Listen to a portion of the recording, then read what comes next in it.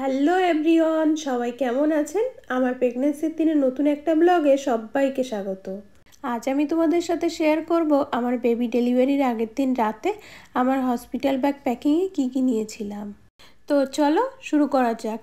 প্রথমেই নিয়েছি এই ফাইলটা। এখানে আমার সমস্ত 9 মাসের রিপোর্টস আর প্রেসক্রিপশন আছে, যখন আমি ব্যাঙ্গালোরে ডক্টর দেখাতাম তখনকার সব কিছু। দ্বিতীয় ফাইলটাতে আছে আমার মাদারহুড থেকে করা অ্যানুয়ালি স্ক্যানের রিপোর্ট।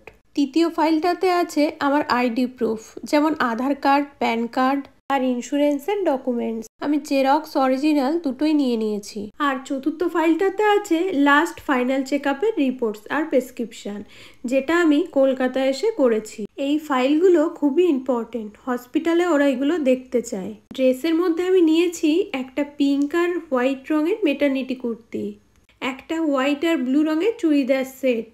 আমি ঠিক করেছি যদি বেবি বয় হয় তাহলে ব্লু আর হোয়াইট ড্রেসটা পরে বেবিকে নিয়ে আসবো, আর যদি বেবি গার্ল হয় তাহলে পিঙ্ক আর হোয়াইট কুর্তিটা পরে বেবিকে বাড়ি নিয়ে আসবো।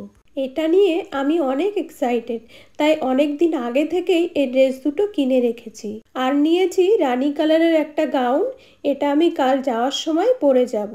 আর নিয়েছি গ্রিন কালারের একটা কাপ্তান, টুথপেস্ট, ব্রাশ, একটা ফেস ওয়াশ, লিপ বাম আর ময়শ্চারাইজার।